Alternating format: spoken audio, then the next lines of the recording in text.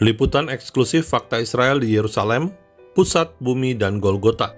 Saudara, pada awal Maret 2024, Fakta Israel berkunjung ke Gereja Makam Kudus di Yerusalem, ibu kota Israel. Gereja yang diyakini oleh Katolik dan Kristen Ortodoks sebagai lokasi makam Yesus dan juga tempat penyaliban Yesus. Saat kami datang ke Gereja Makam Kudus, sedang berlangsung penggalian arkeologi dan renovasi. Kami dipandu oleh seorang penjaga Gereja Makam Kudus, seorang Arab Palestina Muslim. This is the last station number 14 Via Dolorosa, the tomb of Jesus, where Jesus buried here and then he was resurrected early Sunday. After you finish visiting the tomb, I will show you where they put the cross and crucified Jesus. Behind you there is the center of the earth. Come. Saudara, Fakta Israel penasaran, apa yang dimaksud dengan pusat bumi? Di Alkitab hanya dikatakan Yerusalem sebagai pusat bangsa-bangsa, yakni dalam Yehezkiel 5 ayat 5. Show you the center of the earth. Silakan. Bagian gereja ini sebetulnya tertutup untuk publik.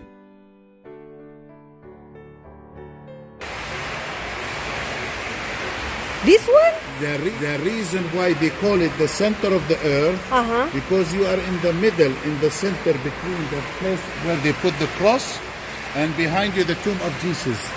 Oh, okay. You are in the middle between earth and heaven. Earth and heaven, you are in the middle. Look, Jesus with the four Gospels, Matthew, Mark, Luke, and John. Jadi pusat bumi yang dimaksud adalah titik di antara lokasi penyaliban Yesus dan tempat Yesus dimakamkan selama 3 hari, lalu bangkit untuk naik ke sorga kembali kepada Bapa. Bisa diartikan kematian Yesus membawa kita menuju sorga jika kita mati sekarang. Namun kelak kita akan dibangkitkan sama seperti Yesus yang bangkit untuk hidup kekal selamanya. Please, he said no video, no photo. Oh, okay. Go inside, see the tomb. Go. Okay. Out of the procession. Oh. This is the Catholic section here. Okay. They will make the bells ring. Greek Orthodox priest, Armenian, and Coptic. Every day they do the procession and you smell the incense. Nah saudara, ukupan yang digunakan dalam pelayanan di tabernakel disebut ukupan manis atau ketoret hakamim. Keluaran 25 ayat 6 menyebut ukupan untuk wangi-wangian. Sekarang Fakta Israel menunggu bunyi lonceng Gereja Makam Kudus.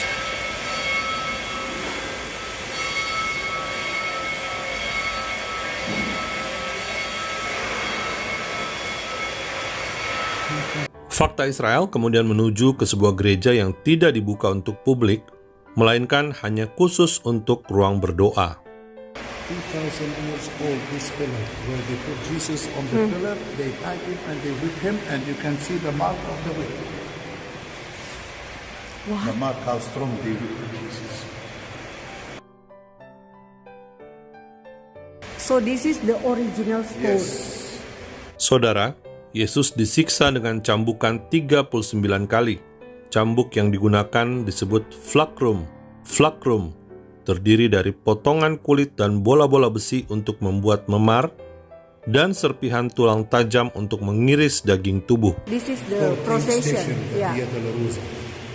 Penyisahan ini bisa menimbulkan kematian akibat hipovolemik atau darah yang berkurang sangat banyak.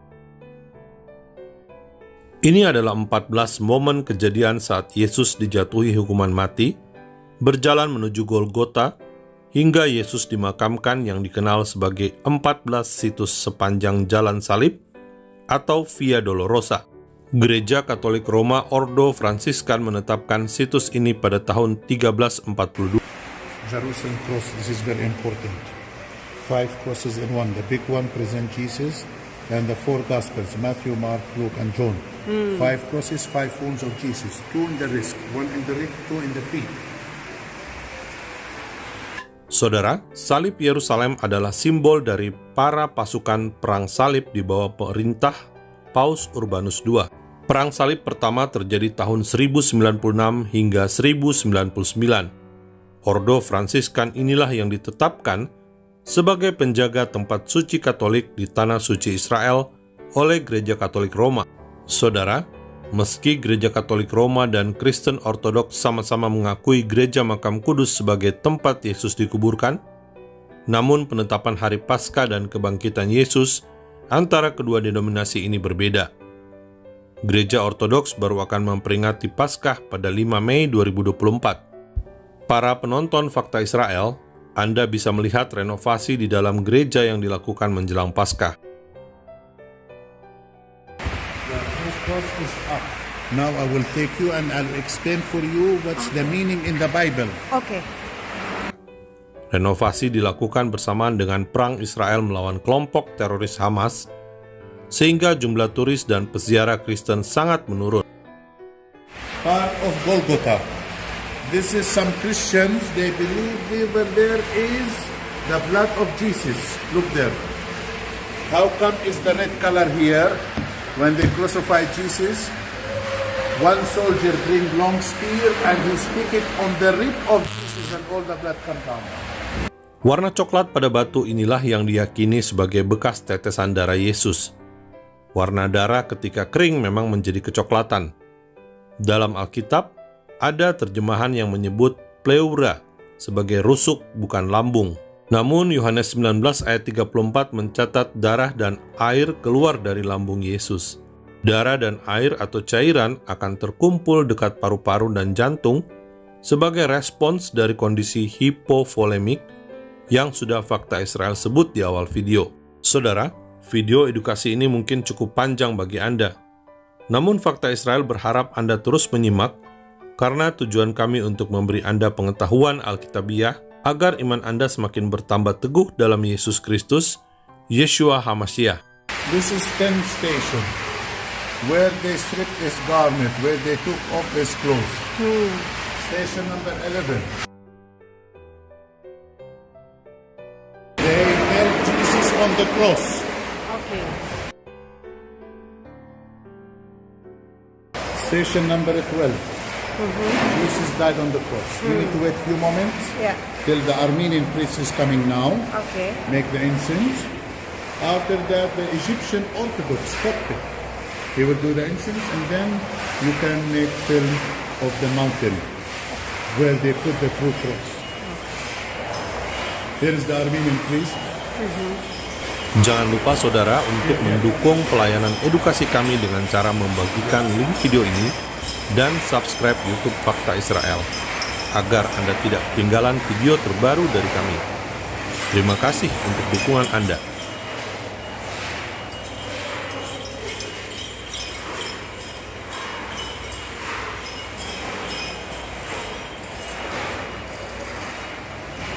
Saudara, secara kiasan, ukupan dalam Alkitab bisa juga melambangkan sebagai doa yang dipanjatkan.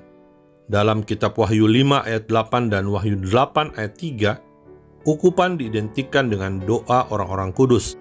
Fakta Israel berharap Anda masih bisa menyimak bunyi lonceng dari bejana ukupan di tengah suara gaduh renovasi Gereja Makam Kudus. Usai Ortodoks Armenia, kini Koptik Mesir yang melakukan prosesi ukupan.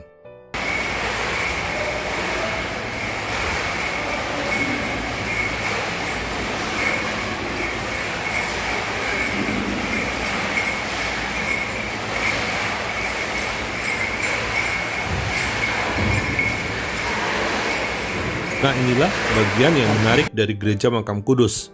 Fakta Israel akan menjamah bagian dari batu yang diyakini sebagai Bukit Golgota menurut Gereja Katolik Roma dan Kristen Ortodoks. This is the actual place where they crucified Jesus. This is the Mount Golgotha. If you open the Bible, John chapter 19, it says Golgotha meaning the skull. So go down there, put your hand inside the hole. You are able to touch and to feel the actual spot where they put the cross and crucified Jesus.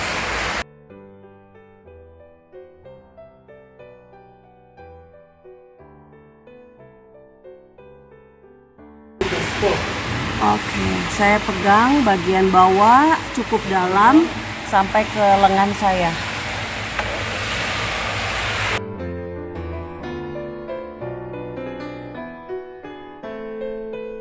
Salah satu bukti arkeologi penting adalah batu yang retak ini. Crack of the earthquake where they happened after they crucified Jesus.